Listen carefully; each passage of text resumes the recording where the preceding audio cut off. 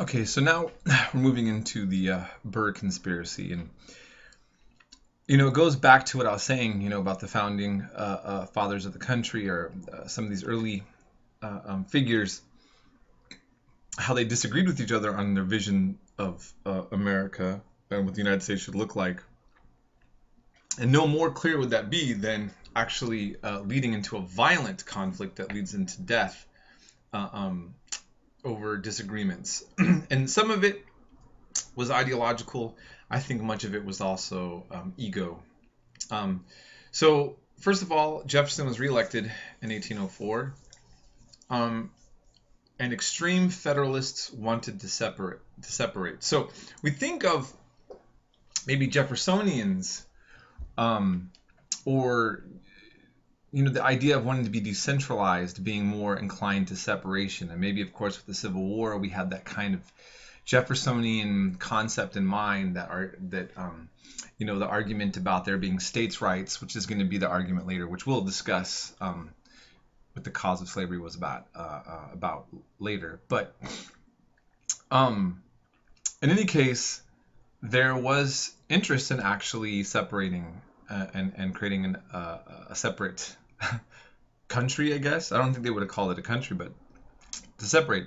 Alexander Hamilton did not support it. Remember, he was a Federalist. And the Vice President, Aaron Burr, was accused by Hamilton of plotting treason.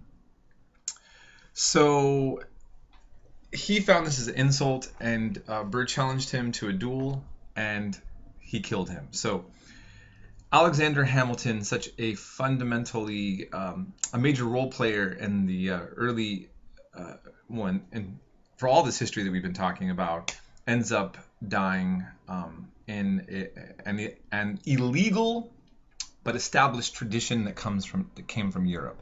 The idea of honorable men who are insulted that then duel. We'll see that really take off with President Andrew Jackson later. But anyhow, so this was called the Essex Junto. Basically, in New England, Federalists from Essex County, Massachusetts, had a plot to secede the Union. Okay, this is where they wanted to break from. A failed plan for the construction of a Northern Confederacy. So, that's just another little history that you don't hear about often. I'm not going to talk much about it. You can look up more. But that was kind of playing into this. And it has a certain role throughout American history, even in the War of 1812. But again, I'm not going to talk much more about that. Here's just a little clip I wanted to show, not the whole thing, on this topic. Well, of Aaron Burr. That's it.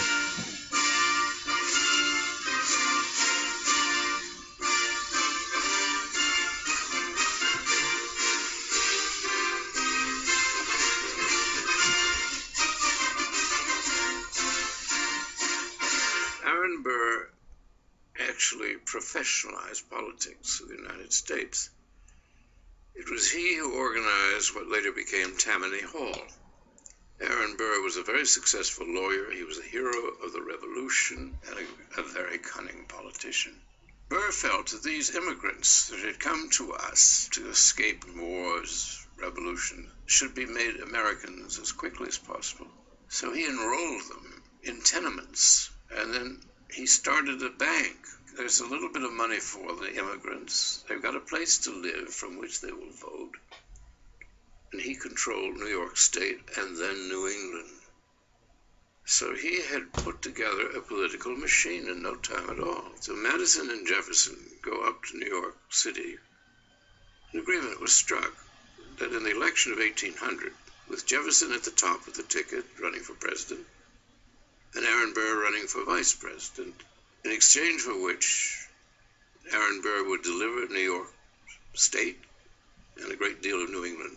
So the two boys run, and something the founders had not taken into account, they tied for first place. So suddenly there was war between the two guys. The election is thrown into the House of Representatives.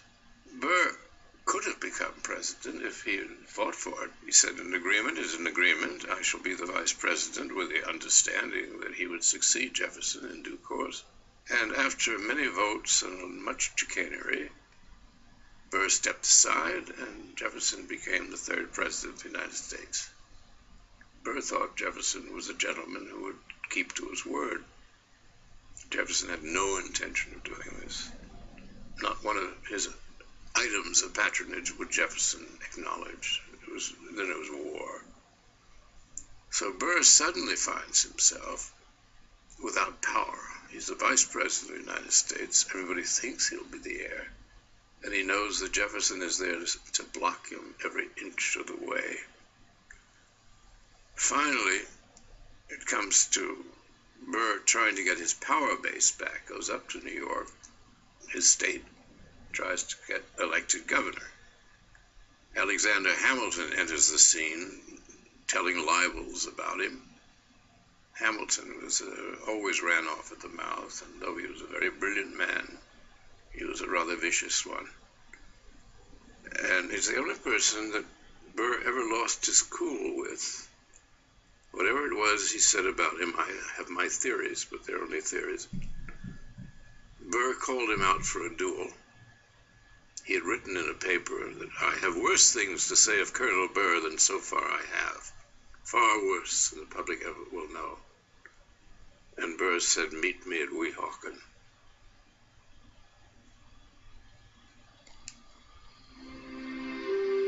Right? And so I just kind of wanted to show you that little discussion about the build up to that.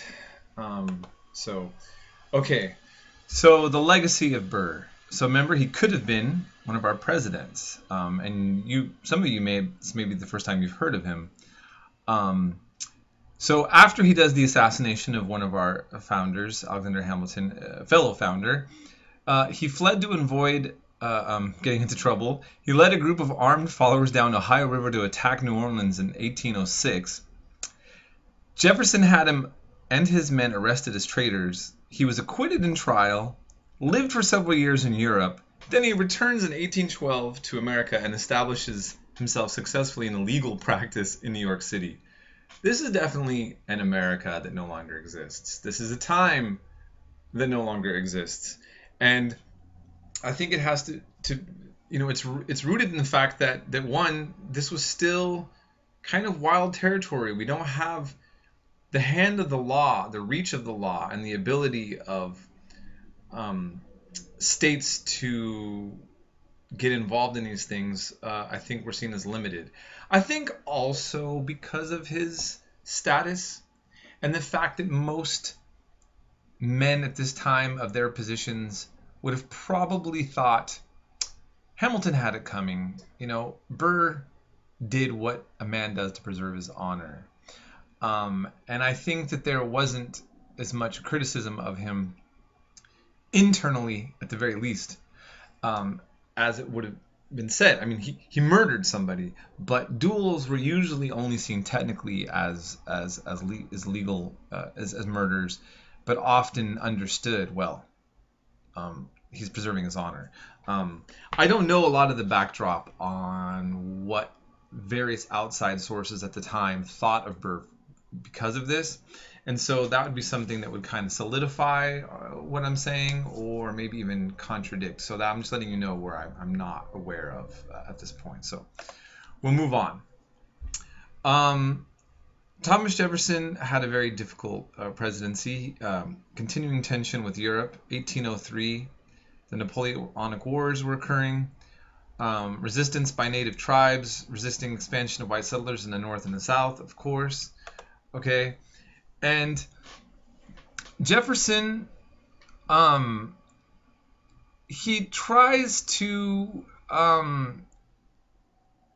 the way that he deals with things on a foreign policy level is a disaster. So his embargo.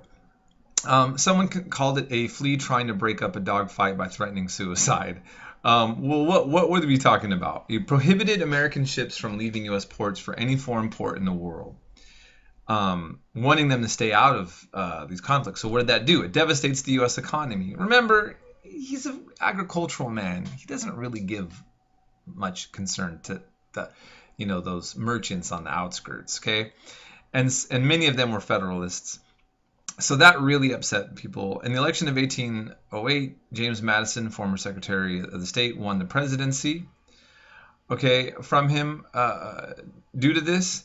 And before leaving office, Jefferson ended the embargo. Congress passed non-intercourse bill, trade with all nations but Britain and France.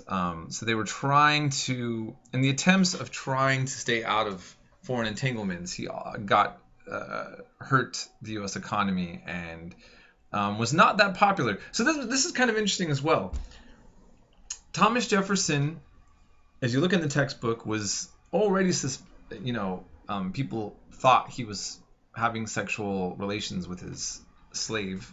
And that has, in recent times, been proving to be more likely to be the case than not, from DNA tests and so on, of African Americans claiming descent of Thomas Jefferson. And his foreign policy, which was his economic policy for merchants, also made him not very popular. The fact that he was trying to play off being anti-aristocratic and having this big, wonderful place to Monticello and having slaves. Thomas Jefferson had a complicated legacy from the beginning, so I just want to kind of clarify that. And so I'm going to stop there. We're going to go into Madison a little bit, and then we're going to be going into the War of 1812, and we'll be ending up this section.